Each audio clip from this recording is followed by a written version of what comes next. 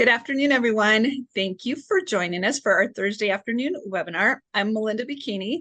I'm the Chief Patient Officer with the Cholangiocarcinoma Foundation, and I'm excited today that we have Dr. Jonathan Hernandez with us from the National Cancer Institute.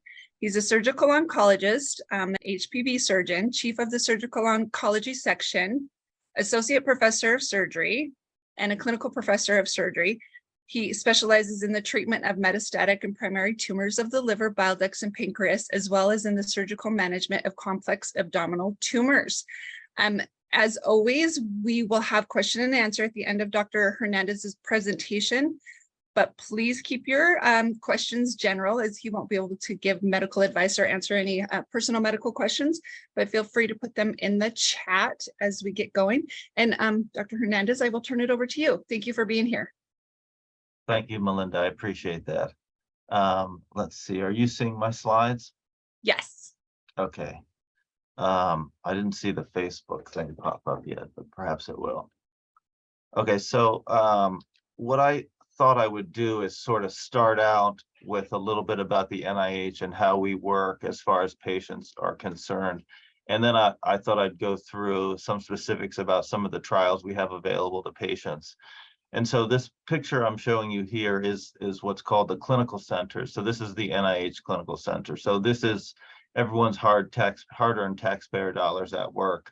This building treats a lot of different patients with a lot of different diseases, cancer, of course, being one. And the NIH is made up of a lot of institutes, and the National Cancer Institute is the largest.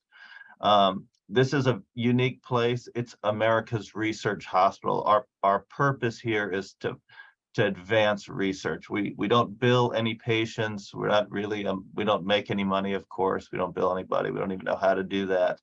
But we are sort of, the currency really is to do something new and advance care for people. And so it's a cool place to work. It opened in 1953. There are 200 beds, and they're immediately surrounded by research labs. The place is set up like you would otherwise like it to be, where, you know, my office sits above the ICU and just down the hall from the patient wards. It's just one level, 2 levels up from the operating room, and the labs are just right down below me as well. Everything is right next to each other, as you would sort of want it to be. There's no specimens running across, you know, sort of, you know, being couriered across. Everything is right here. There's approximately 1,600 clinical research protocols. Every patient, this is a point of clarification, every patient needs to be on a research study. That does not mean every patient needs to get a new or novel agent. Sometimes we do surgery so we can learn about the tumor, or, you know, we need to, you know, these sort of what I would otherwise call somewhat standard of care, though we don't like to use that terminology. But sometimes you have to learn about tumors. And so some of this work done in this building relates to that. So every patient is on a research study, but it doesn't mean everybody gets a novel agent, for example, something you never heard of, or something, you know, out of the blue. I mean, that happens, of course, but not everybody does that. Again, I think important to know is clinical care is free of charge. Because this is research and we're learning from you as patients, care is totally free. We, you know, once you're on a study, we pay for you to come out, and we pay for the lodging. I mean, this is a very nice place for patients to be cared for. So just a couple of notable firsts at the NIH is first cure of a solid tumor with chemotherapy, successful replacement of a mitral valve, description and pathogenesis of AIDS. These are, of course, historical significance, but real milestones that came out of here. And there's a lot. I could spend the whole hour talking about that. This is a map of the building. It's a very large campus. I am talking where that red dot is, basically, and this is, again, the clinical center. It's the largest building. It is the only building where patients are cared for. The National Cancer Institute, which is, again, one of the institutes of the National Institutes of Health, is the largest institute. We are broken up between intramural and extramural divisions. Intramural means we work at the NIH. And so, so that's us. And so we call this the Center for Cancer Research. It's the intramural division of the National Cancer Institute. There's other little parts too, but we're big. We have 2,900 staff, 900 postdocs and clinical fellows. I am talking to you from the Bethesda campus. There also is a campus in Frederick. if you look at what we do, most of it is translational or clinical research. But about half of it is basic in nature, and most of what we do is cancer mechanisms. This is sort of why we're here, at least in my opinion. So how do you become a patient here? There's no emergency room. You can't just sort of show up. And again, we don't have insurance, so it's not like your insurance isn't going to direct you here. But somebody like me who's interested in biliary tract cancers and cholangiocarcinoma, of course, you would simply send us your records, and I review, and I do this for people all the time. I can provide a second opinion about whether surgery is possible. I think people would probably describe me as a fairly aggressive HPV surgeon. So I review records for people all the time. I usually we'll do a telehealth, go through their scans with them and tell you what I think. We do that sort of stuff, and then we screen for eligibility. If I don't have anything for you, I like to think there's something for everybody here. And so at least with cholangiocarcinoma, there are several other investigators interested in this disease as well. And so if I don't have anything for you particularly, I will share at your sort of, if you're agreeable, I'd share your information with others interested in this disease and see if maybe one of their trials is right for you. But we screen people, and we do a multidisciplinary review with other people too. So you can send your stuff to my research nurse, Kathleen, and we'll review stuff, or you can send it to me directly. I know several people do this all the time, and I'm sort of happy to weigh in and give second opinions. Obviously, I don't charge you, and it doesn't really cost you anything. I just got to get a CT scan or your most recent MRI, of course. We don't really give standard of care chemotherapy. Most people do not do that in the building. We tend not to learn a great deal from that sort of thing. And so though it does happen as part of protocols, we don't really do that. So if you wanted to come here to get your GemCis for whatever reason, we won't really do that. That's not what we offer. There's a couple of other smaller logistics I don't think are worth going over, but I think that's sort of how we work. It's sort of who we are as an institution. I thought I'd start here, and this is sort of a timeline for cholangiocarcinoma treatments. Of course, GemCis dates back some over a decade now, and then we got capecitabine. But then the biggest sort of changes in the transcript, the translational landscape, the therapeutic landscape has come in targeted therapies, and most recently, as everyone's probably familiar with, durvalumab and the TOPAZ-1 trial. And you can imagine there's going to be a lot of iterations of multiple chemotherapeutics, or I'm sorry, immunotherapy that are going to sort of be combined with each other. I think we're sort of on the very beginning of this part. But I sort of came at this a number of years ago, and I'm going to walk you through how I sort of did this. And I sort of went about things a different way. The world has really gone to, looking at sequencing and mutations and targeting them. But I think we've missed a lot of biology that way. And so we were looking at proteins. I had this idea that we could look at exosomes. Now, what is that? Well, these are particles released by tumor cells. I had this idea we could use the bile from patients at surgery, and this would be in communication with the tumor. So these would be bathing the tumor, and we could get this bile and we could look at the exosomes secreted from those tumor cells, and maybe they might tell us something about the proteome and reveal some targets that we may be able to exploit. And so this took a while because bile is sort of like oil. It's hard to sort of deal with, but we figured out a way to isolate these exosomes from bile. And then we did mass spectrometry, which basically tells us what proteins are present in those little particles released by tumor cells. And we found when we compared people who underwent the operation for cancer compared to people who underwent the operation who turned out to really not have cancer in the final pathology, they had some benign sort of thing. We found this one protein called exportin 7 was interesting to us, and it was the most highly enriched in those cancer patients. And it wasn't to everybody, but it wasn't in any of the patients with benign disease. In truth, we were looking at this as potentially a biomarker. We were seeing patients who were undergoing operations who some of them didn't ultimately need it. It's a big deal operation. And could we really identify people who had the disease? So that's how this sort of started too.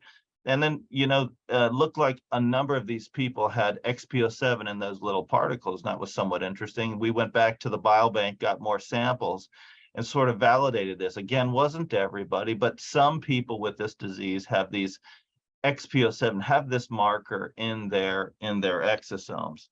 We went and said, okay, well, we don't know what cells these are coming from. Yes, I told you tumor cells make these particles, but in truth, all cells make these particles.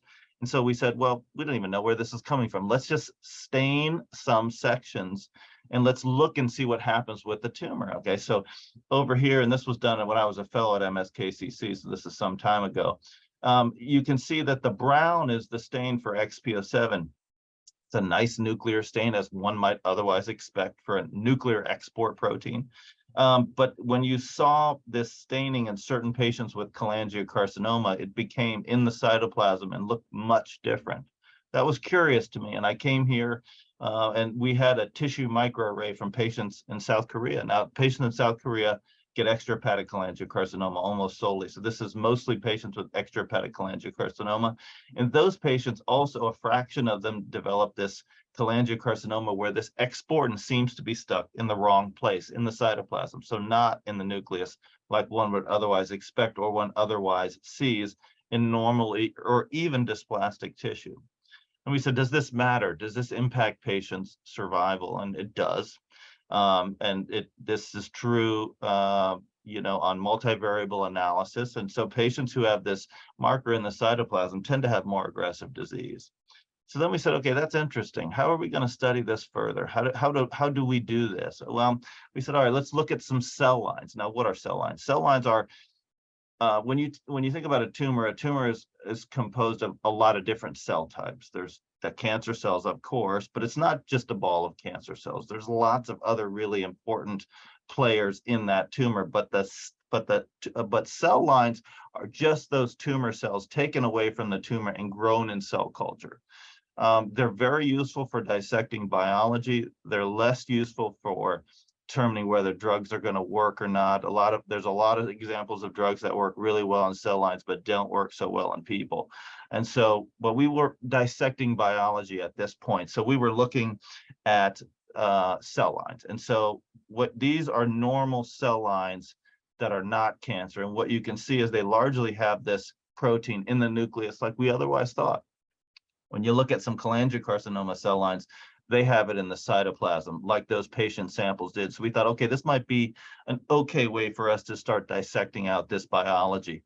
This is sort of to show you what I otherwise just said by Western blot, and that is when you look at these immortalized cell lines, the green is in the nucleus, meaning that protein's in the nucleus, but in the cancer lines, the green is around the nucleus or in the cytoplasm. So again, at a place it's not supposed to be.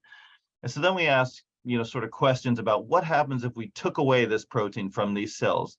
Would they care? Would that matter? And so what I'm showing you here is there's tricks where we can knock down proteins in cells. And so what happens when we took away this protein in these cholangiocarcinoma cells, and here I'm showing you two different cell lines, what we observed was they have less ability to grow tumor organoids or spheres. We think this is a very good way to look at cell lines, better than two dimensions where they grow in plastic, but they grow in a sort of sphere-like way. And so we saw this nice reduction, and so then we took those same cells and we injected them into the liver of mice. And what you can see is that when the tumor did form without that protein, it was very small, but more importantly, it looked really different. It didn't grow into the surrounding liver. It stayed in one spot, and it's almost like a cyst-like thing. Now, there are viable tumor cells here, but it looks very different than the control cells. And so what I've showed you basically is that this nuclear export protein, for reasons that are unclear, it's being stuck in the cytoplasm. So I said, oh, it must be bound, it must be doing something, it must be holding on to something that's really important in that cytoplasm. And maybe that thing could be a nice target for us. We would have to, of course, figure out what that thing is. And so then we went back to our tumor organoids, or these tumor organoids where they're grown in 3 dimensions. They form these look like balls thing. And so then we did the same sort of thing where we did this biochemical trick where we separated the nucleus and cytoplasm. And then we did we used antibodies to do this thing called immunoprecipitation, where we basically grab that protein, the XPO7, and we pull down everything else that's stuck with it. And then we can identify those proteins by various techniques. And one of the proteins that came out was this thing called SLK. Now, SLK is a kinase. Interesting. So we said, okay, let's see if that's real. Let's do the same thing, but opposite. We'll do the biochemical fractionation. We'll grab a hold of SLK, and then we'll check it to see if it's bound to that other protein, XPO7. And in fact, it was. When you look at these, based on sort of computer modeling, they look like they fit very well. Whether you believe this sort of modeling or not, I'm not so sure I believe it. But anyways, I thought the picture looked pretty nice. So then the big question becomes, okay, kinases you can target. Now that's interesting because kinases are targetable. Well, what does this one do? And if you read about it, you'll read it does a lot of things. And it seems to be very context dependent, but it definitely has a role in cancer and metastatic behavior. When we went back and we looked at like the transcript, so this is not the protein itself, but this is the messenger RNA that gets translated into protein. And so we looked at that compared to normal liver in patients with cancer, and we saw that both of the XPO7 and SLK transcript levels were higher than the surrounding normal liver, which was interesting. And then we said, okay, well, the really important question is, can we target this kinase? And so the first way we did that was very similarly, we used some tricks to knock down that protein. So we took that protein away from the cells, and then we injected them into the liver of mice. And what we saw was, again, less tumors being made, but when they were made, they looked very different. They sort of have this cystic-like appearance. You can see here on this two on the right, they don't destroy the surrounding liver like the controls do. Instead, they sort of have this stuff where they're sort of just stuck around and they make this cyst type appearance. Kinases, again, are targetable, but the question is this kinase, is its kinase function necessary for it to actually do whatever it is doing?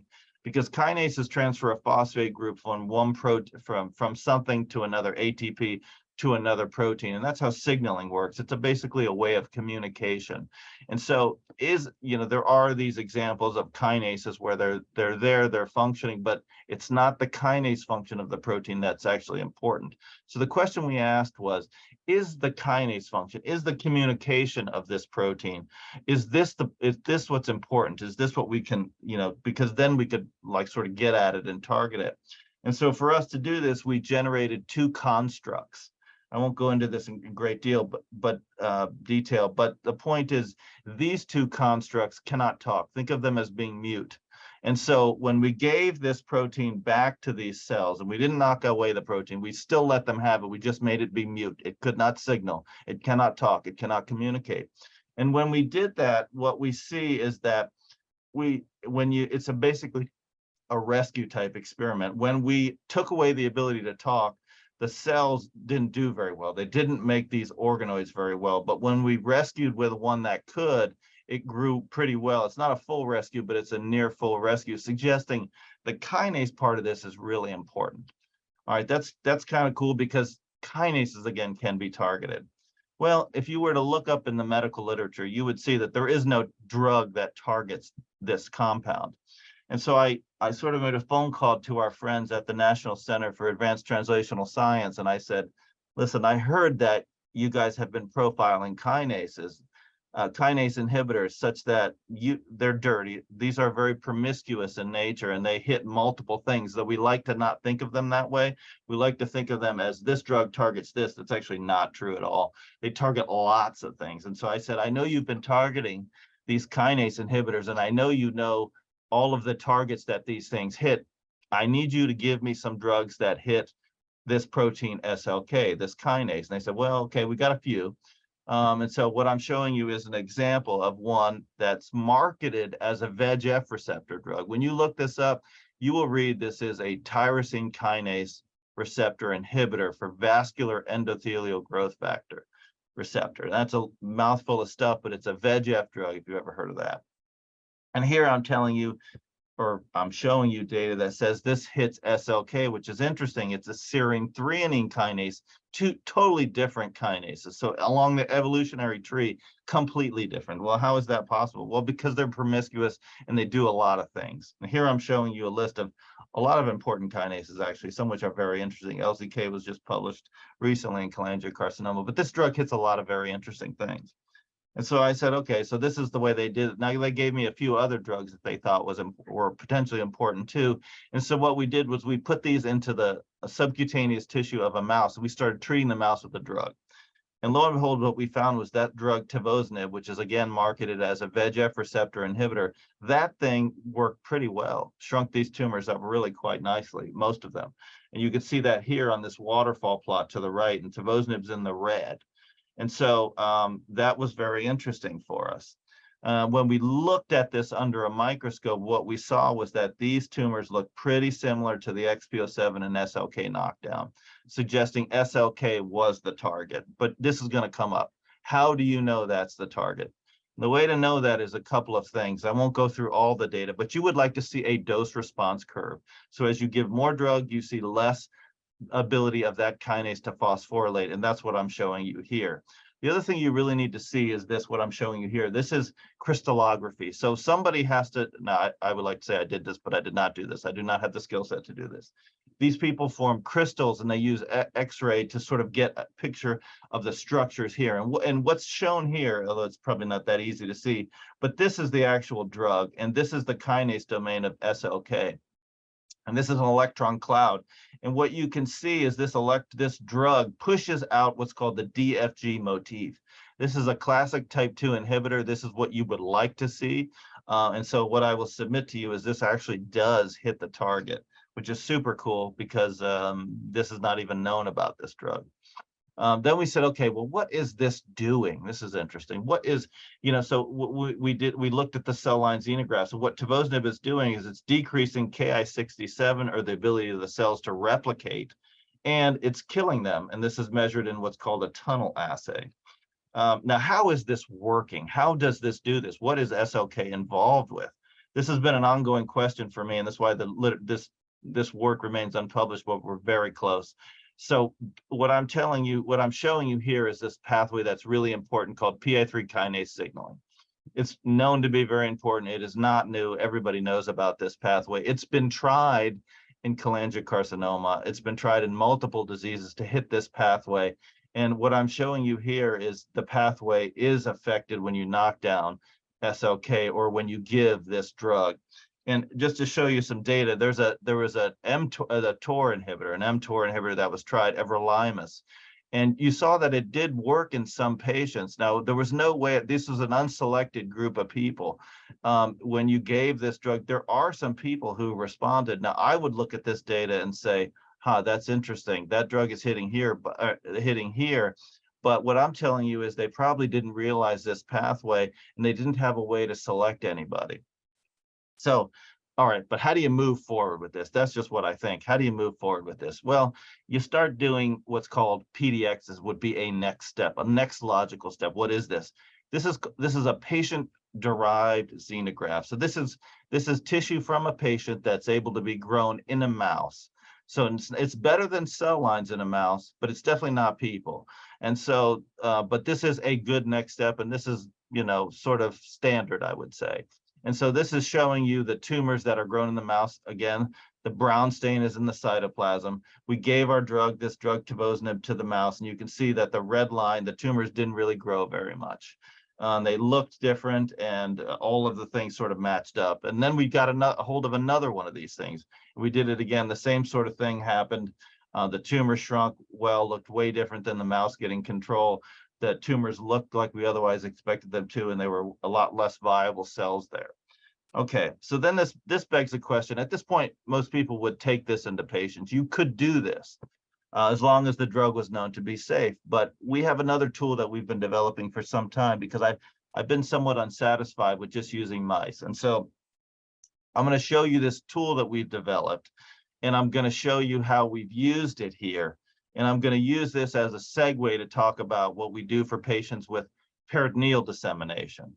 but I'm not going to get there yet. But let me show you the tool, and then I'll go through some more data, and then we'll get to that other part. Okay, so we call this the SMART system. This stands for Sustained Microenvironment for Analysis of Resected Tissue. How does this work? What are you talking about? Let me show you. Okay, so there are certain groups of patients that need diagnostic laparoscopies. A very classic example, because they have this spread of tumor to the lining of their abdomen. A classic example would be ovarian cancer. This is the primary mode of metastases for ovarian cancer, but other tumors do it too. Gastric would be a good example. Patients with cholangiocarcinoma get this as well. And so the way we do this is we sort of use this tumor on the peritoneum. We draw blood from that patient, we get the plasma, and then we put these on chambers and then on platforms, and then we put it in a perfusion circuit. And we keep that viable with oxygenation, and we use point of care instruments the same as we would for a person to maintain the physiologic parameters as the same as they would be in a person. And so if you don't like videos, I'm going to show a video about how this looks and how we do it. But this is the way it goes. So first thing, patient goes to sleep, we draw the blood, get the plasma, and then start warming it up and circulating it. And then here's the video. That's sort of what it looks like. Oh, there's a screen. Oh, there we go. Okay, let me try it again. So this is the way it looks. So those little dots are actually tumor. So that's disseminated tumor in a person's abdomen. And so we figured out ways to sort of just dissect this off, and it looks a little bloody, but that's not much, I promise. And so we hand that off to the residents, and they sort of make this little chamber right on the back table, almost like you would back table a transplant thing, if you know what that is. We sort of hand that to them, and they're sort of getting this, and they run it down to the lab, and they put it in the perfusate that's already circulating. This is sort of what it looks like. It's normal peritoneum. It looks a little bloody there, but there's a nice discrete tumor nodule that we have not manipulated in any way. This allows us to sort of look at a human tumor in a way that would otherwise really not be possible. And so it's done in an incubator, and here's an oxygenator, and then we have a gas mixer to make sure the pH is as it's supposed to be, and we do a lot of sort of stuff to it to make sure. I won't go into great detail, but it's fairly involved. And so, sort of to show you, so we're able to maintain physiologic parameters. But what I want to get to is we use this system to test this on 2 patients with cholangiocarcinoma. The first patient we tested had XPO7 in the cytoplasm, was brown here. And what we see in this patient, juxtapose that to a patient who did not have XPO7 in the cytoplasm. We look at, this is what it looks like. You can see some dead or funny looking cells here. When we stain with what's called cleaved caspase 3, which is a marker of cell death, we see increase in markers of cell death. This is after 4 days of treatment, and you can see that graphically depicted here. Again, I don't think this is working at all for these patients without XPO7 in the cytoplasm. I think we found a biomarker to select people for therapy. And so when you look at how this drug has been given to, it's been given a lot to renal cell carcinoma people, but it's been given to a lot of people, none with cholangiocarcinoma. But you'd never treat these people if you knew who they were. You would not waste these people's time and give them a drug that's not going to work, because it's just wasting people's time. It's not fair if you had a way to select them. So I would say these are the group of people you'd like to treat, people who are going to respond to your drug. And that's exactly what I'm going to do in this trial with this drug in patients with advanced biliary tract cancers. These are people who cannot have surgery or had surgery recurred, and they have disease that's not really confined to their liver anymore, or it's sort of all over. And so I can't, because this test I'm using, where this simple stain is not an FDA approved test, I cannot use it to select people.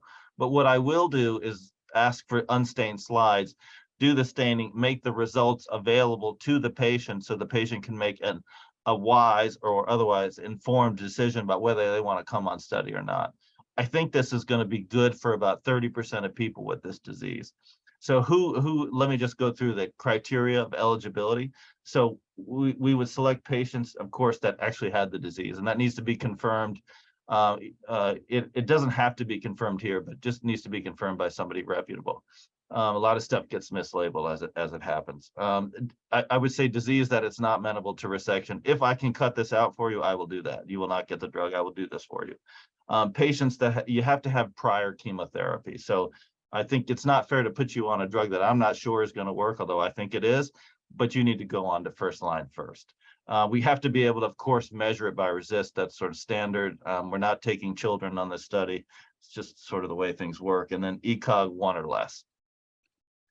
These are the numbers that probably, you have to sort of meet in order to get on study. I would say the pertinent thing is bilirubin, less than 2 times the upper limit of normal, which is normally around 1.2 would be the upper limit of normal. And so these are the criteria we're going to use to be able to put you on study. They make us sort of draw lines in the sand so we can compare patients. And so these are the numbers that I sort of picked.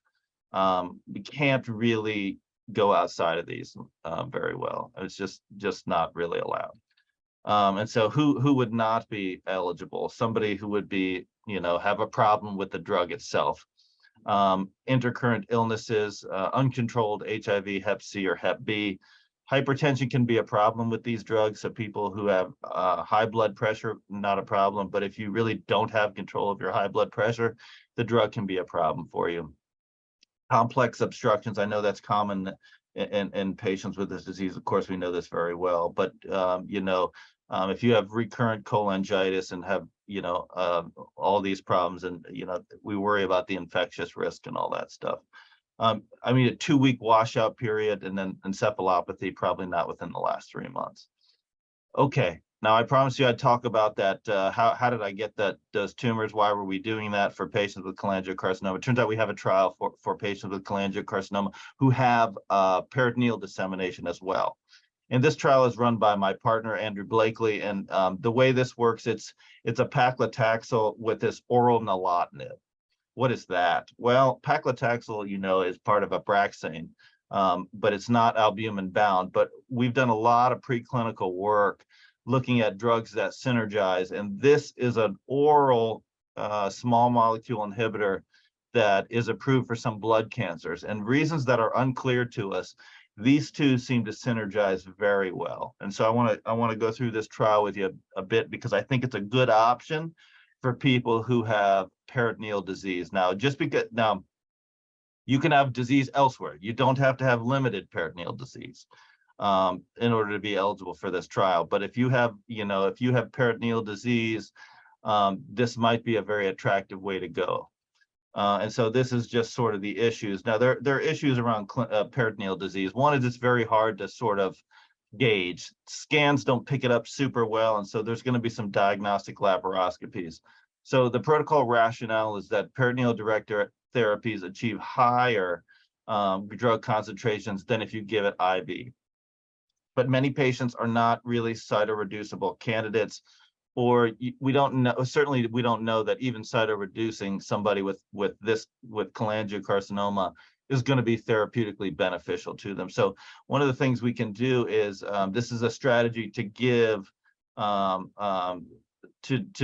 decrease peritoneal burden and maybe select people for who we think may be candidates for cytoreduction.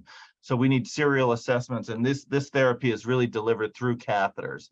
And so the way it works is the first thing we do is a diagnostic laparoscopy. So we have a look, we bring you to surgery, put you to sleep, make a small incision, have a good look. And that allows us to sort of catalog the kind of disease we're talking about. And then the next time, if the patient looks good for study, we would bring you back for a second laparoscopy. We would place these catheters, and then the patient would begin an oral nilotinib load. This drug has to be loaded orally. And then we start the IV and IP paclitaxel. So you get intraperitoneal and intravenous paclitaxel, and you continue the oral nilotinib. And then you do that for 3 cycles, and then you have another diagnostic laparoscopy, which lets us know whether things are responding. Of course, there'll be CT scans, and we'll sort of know other ways too. But patients who are responding, we think they're doing really well, and we think, okay, maybe we can clear them. Maybe I'll need to do some liver resection, and we'll do the peritoneal stripping if that makes sense. Again, that will be a case-by-case thing. We would go ahead and do that and take you off treatment. There are people who are going to be unresectable but responding, and we repeat the whole thing again. And there are, of course, patients who will progress who won't. This is clearly not going to work for. But this is, I think, is a good option for people with peritoneal disease. The study objectives is to evaluate the efficacy of the drug combination to downstage people. Can we shrink your disease, or at least get it under control? I think you need to know about a couple of adverse reactions, abdominal discomfort from putting chemotherapy into the abdomen. That does happen. Intravenous paclitaxel, you get immunosuppression, of course, transfusion reactions. There are some cardiac issues associated with the nilotinib, particularly QT prolongation. It can raise AST and ALT. Eligibility otherwise, obviously biopsy proven malignancy, progressive disease after one or more lines. You got to be able to swallow nilotinib. The Billy cutoff here is 1.9. The biggest exclusion criteria that people run into is the high volume ascites. You can't require serial paracentesis or have more than 3 liters of ascites. Abnormal heart rhythm, as we talked about, and then the neuropathy, because obviously the Taxol can cause that.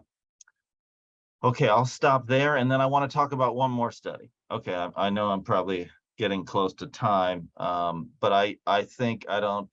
This is cool, and I want to talk about it. I want to introduce it. So I'm very interested in hepatic artery infusion pump therapy, particularly bringing new therapies to that pump. It's an old therapy, been around a while. Just so happens it works pretty well. And so this is bringing a new drug called NHS IL-12, which is interleukin 12 in a sort of modified way to patients with hepatic artery infusion pump. Okay, so the rationale here is that, all right, so regional chemotherapy, if you could give a lot of therapy to the liver, this would make sense for people who were going to run into trouble in their liver. And for patients with cholangio, that's not an uncommon thing. The tumors are mostly perfused by the hepatic artery. And so the drug we put in that pump is called floxuridine, or FUDR. It has a 95% first pass liver metabolism. And so the patient does not get any systemic effects of that drug. And so we do see impressive response rates, but there hasn't been a lot that's changed in this for a long time. There was a phase 2 trial recently with 42 patients with unresectable intrahepatic disease. The therapy resulted in a 50% response rates in chemo-naive patients, 35% in the second line setting. You can see the waterfall plot here. So a lot of these people did respond. And so my question I asked is, could I make this therapy better? And so, so I'm going to, in the interest of time, I probably won't go through all the mouse model stuff, but basically in any therapy you can give with that pump, or any therapy you can give that would cause tumor necrosis or cell death, and you give this IL-12 molecule, it works by bringing IL-12 into the tumor, and IL-12 is pro-inflammatory. It brings immune cells in. It changes the microenvironment and can result in substantial. It's a different way of thinking about immunotherapy rather than checkpoint inhibition. And so we thought this would be a really cool way to do that, because we know that pump really smashes the tumor cells when you deliver those super high doses of floxuridine. So our primary objective here is to look at the safety of NHS-IL-12 in combination and determine the overall response rates with hepatic artery infusion pump therapy and this immunocytokine NHS-IL-12. And so let me go through this. What does this look like? So for patients, there are 2 arms, just so everyone's clear. There's a colorectal arm. The pump is mostly used in patients with colorectal cancer, but there's importantly this intrahepatic cholangiocarcinoma arm. And so this is for people who have unresectable disease I cannot cut out, like this or sort of like this, where the tumor may be in just a really bad spot. And so what we would do is take the patient to surgery. Now, I like to play the odds game here. And so if I can, I will clear one side of that liver in hopes that we can, sort of keep that area controlled and the patient can come back potentially for a second clearing operation. So my goal here, and anybody I'm operating on, always to get them to NED. And so this hepatic artery infusion pump goes in, and then we give floxuridine in the pump, and we give subcutaneous administration of what's called M9241 or NHS-IL-12, this immunocytokine. And this is 2 molecules of interleukin 12 bound to an antibody that recognizes when cells die. So the concept is we would smash to the cells, the tumors, with floxuridine, and then subsequently come in with this immunocytokine, which will create this inflammatory microenvironment to help your own cells clear the tumor. It sort of looks like this. So at cycle 1, you get floxuridine, and then at day 15, you get a first dose of the immunocytokine, and then cycle 2, you do the same thing again, but we add in that systemic chemotherapy, which in this trial is gemcitabine and oxaliplatin. Primary endpoint is overall response rate. Okay, I think I've talked too much probably. So 3 different trials. Patients could fit in potentially, multiple trials. I think patients with peritoneal disease, that's a good option with that Taxol to Cigna. Patients with liver confined only disease, I think that hepatic artery infusion pump trial is a very good option for people after first line. And anybody with sort of systemic disease we can't operate on. I think, if you have that marker that I told you about, XPO7, that you probably are going to respond to that drug. And so we would offer that to you as well. Okay. That was great. And you did just perfect. We have plenty of time. I invite anyone to put any questions they have into the chat or the Q&A box, and we will get to them. First question up. Dr. Hernandez, can you tell us, does NCI accept patients from outside of the US? Yes, we do. The issue really is, I told you about paying for travel. We will not pay for international travel. So if you can get to the United States, wherever city that may be, we would then pay for your travel. But yes, we do accept patients from all over the world. Wonderful. And then is this only being done at the Bethesda site? All of these trials that you talked about? That is correct. They're only being done at the Bethesda site. That may change in the future, but as of right now, they're only being done at the Bethesda site. Okay. On the SLK trial, are there restrictions regarding ascites? No. Okay. What test is needed to see if you have the XPO7? I just need unstained slides, and I would do the immunostains here at the clinical center. And that's a fairly straightforward immunohistochemistry sort of thing with the antibody that we have. And then I would sort of let you know about the results. And if you were if you did not have this marker in the cytoplasm, I would sort of tell you that you don't have the marker in the cytoplasm. You may fit criteria to come on study, and if that's your wish, I can't stop you. But I would encourage you to look elsewhere. If you did have it, I would say I think you ought to come on study. You might be a good candidate. But that's how I sort of do that. So patients would have to have their slides sent to you to have you give them the results. Correct. Okay. Unstained slides. Yeah, we would only need 1 or 2. Okay. How do we know if the patient had, oh wait, I think you just answered that one. I'm on my 5th line of treatment, Fofox now, tumors and bones, IDH1 only. Any trial I may qualify for? If he's on Fofox, would that disqualify? Yeah, what would disqualify them for previous treatments from any of the trials? You need a 2-week washout. I don't know that there's any therapy that disqualifies you. If you've had this, like, for example, that M9241 study drug is part of there's multiple trials at the National Cancer Institute here that use that drug. If you've seen it before, we probably wouldn't, you would be disqualified. I mean, we just wouldn't give it to you again if it didn't work.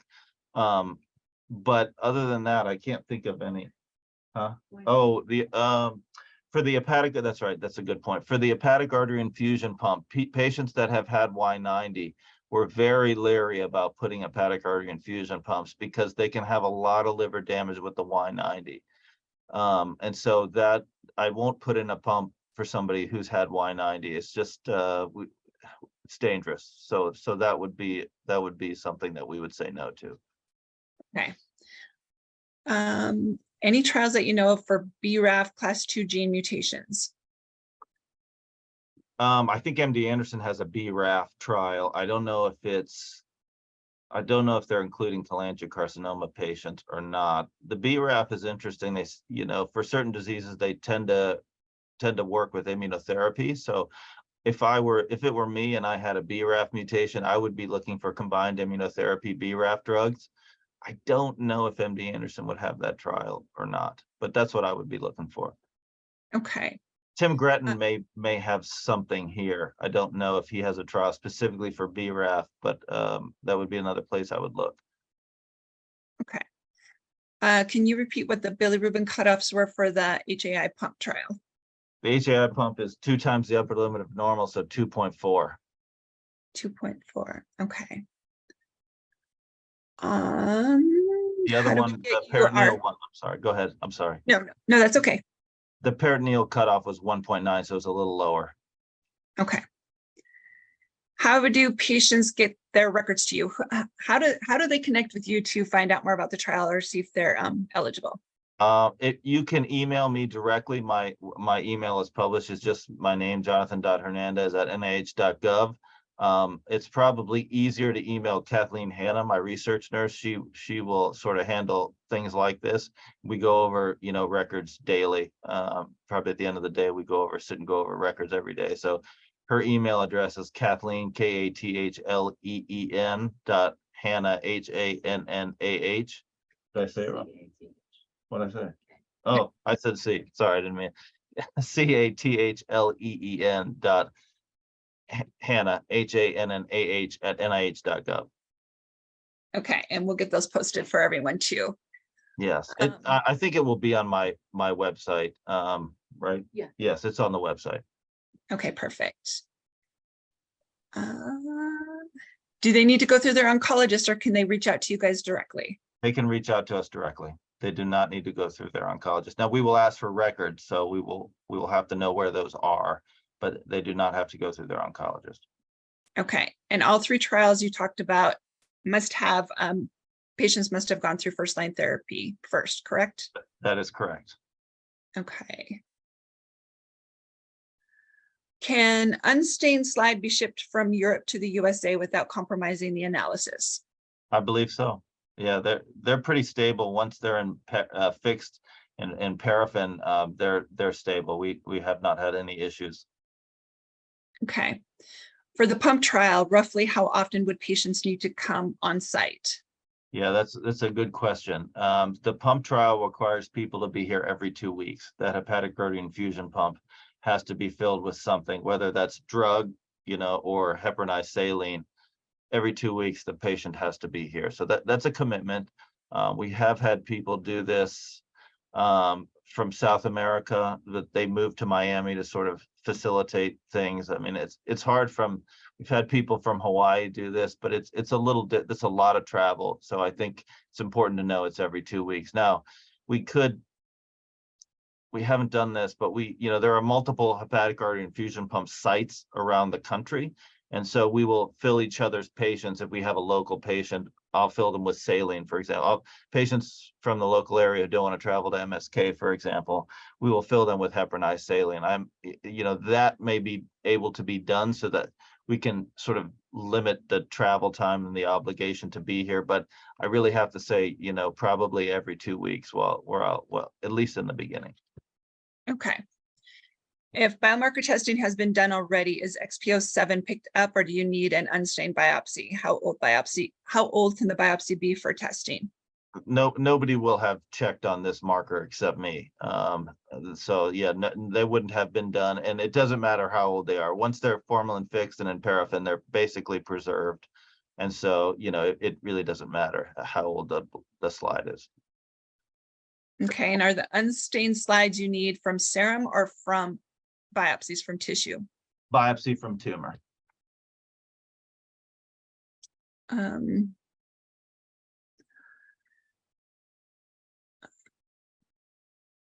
lot of repeated questions. Hold on.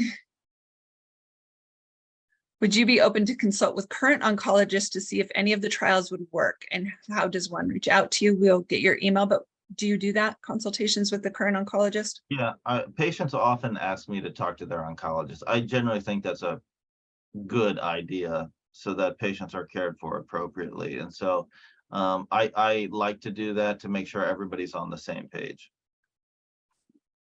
Do you know the difference between the HAI trial at NIH and the one currently at MSK, which uses HAI plus FUDR and systemic GEM-OX as first-line treatment for unresectable ICAA with liver mets only?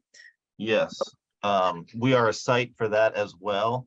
That is a first-line trial, so you cannot have had first line, and so that's the difference. You could go on that, and that is a randomized study. There is crossover allowed, but that's randomized. So you have to be treatment naive, and then you can go on and you will be randomized. So you won't necessarily get a hepatic artery infusion pump. Now, the trial that I just spoke about, you have to have had first line. and then you could come on study. And the difference between the two is the IL-12, right? Correct. So the study that we're doing adds the immunocytokine.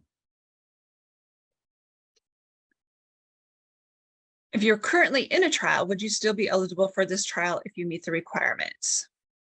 There are a washout period. You can be eligible for study, but you can't be in two studies at the same time, such that you would continue getting one study drug and start something else, and because we just wouldn't know what's happening, or know about safety data. So you could switch trials, for example. I would generally encourage, if something is working for you, you not switch. I think people ought to, if something is working, you ought to go with that as long as you possibly can. But then you just need a washout period. That's usually 2 weeks. Perfect. This is a good question. Is it an issue if a patient doesn't understand English very well? Do you guys have translators? Yes, we just dealt with that today. It's not an issue. We deal with translators, and so it's really important when you're talking about information like this that's a little complicated and not maybe standard.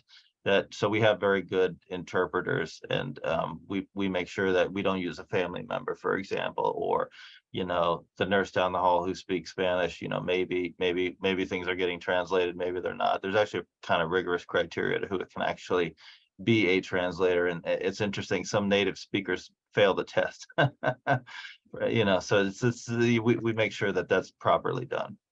Perfect. Does the infusion pump trial accept patients with resected extrahepatic cholangiocarcinoma that is recurring only in intrahepatic bile ducts? That's a good question. I think the answer is yes. I will probably take that person. But there are a couple of nuances. If they've had a Whipple, I don't have the gastroduodenal artery really anymore, and that's where that catheter goes. So that becomes difficult. Let's say they had an extrahepatic cholangio, had a Whipple, that becomes difficult. But I would say the answer is not no. How about that? Perfect. Any trials for KRAS mutation that isn't G12C? Also, any possibility of having liquid biopsy on bile liquid when solid sample and blood liquid biopsies molecular profile have failed, former for poor quality? Not sure where they're going with that one. But how about any trials for KRAS? That would Dr. Rosenberg's trial. Dr. Rosenberg's group in the surgery branch has trials for KRAS, and this would be either a T-cell therapy of some kind. We don't have any KRAS trials available. I don't think Dr. Gretton's group does either, so I would probably contact Dr. Rosenberg's group for KRAS mutations. Okay. How do they go about getting the slides sent to you? Will you guys request them, or does the patient have to do that? I know we talked about that earlier, but I don't think we did the details. Yeah, we didn't do the details. We request them. Usually there's a release that has to be signed, but we do the request. Okay. What are the side effects of some of these trials, specifically the HAIP and the peritoneal trial? So the HAIP trial, anytime you're using a hepatic artery infusion pump, the hepatic artery is the sole blood supply to the bile ducts. And so we have to be very cognizant about damage to the bile duct. And I think that's an advantage for cholangio, because that means that the drug is going to get there, but that's the biggest disadvantage of the hepatic artery infusion pump, is sometimes the dose can be limited because the patient's bile ducts simply don't tolerate it. And we never really know until we start giving it about how patients are going to tolerate that therapy. That's the biggest sort of thing. The IL-12, we found that it can have some flu-like symptoms, but really at the doses we're giving it, we have not seen a lot of adverse events or adverse reactions there. So I think I would say that's pretty safe. And then the peritoneal surface, the peritoneal metastases, that nilotinib is not fun for people. I think it can cause some issues related to nausea and other things. So that drug has side effects. I'm not personally running that trial. peripherally involved, but I would encourage people to reach out to Dr. Blakely, Andrew Blakely, with specific questions about that trial. Okay. Other than the side effects you just discussed, are there any other risks associated with participating in these clinical trials? Yeah, I think it's important that people know that there always are risks associated with joining a clinical trial. My personal feeling is patients get cared for very well on clinical trials. People are watching you really closely, but there's an amount of ambiguity associated with, taking drugs that we don't really know what's going to happen. We don't know if this is going to work or not. And, thousands of people have not been given this drug. And so I think anytime you're participating in a clinical trial, you have to be aware about the ambiguity associated with safety. Now, if we start giving drugs and we start seeing bad things happening, trial's closed. We don't continue that. But that doesn't mean somebody can't have a serious adverse event associated with being on a clinical trial drug. That does happen. And so I think you need to be aware of that. Okay. I think we answered those questions. Are you familiar with any, I think I lost it, studies with TET2 or CDKNA2A? Inhibitors? Yeah. I don't know of anyone. Let me think, hold on. I can't think of anything off the top of my head. I did see something recently about a cyclin-dependent kinase inhibitor that I thought was interesting.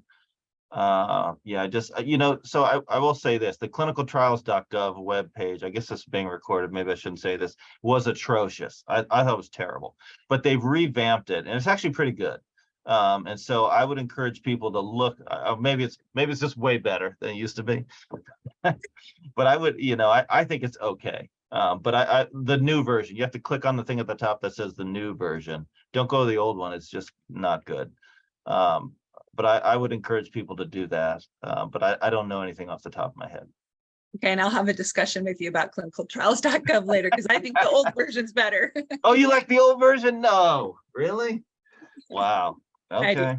All right. Okay. Who am I? I don't know.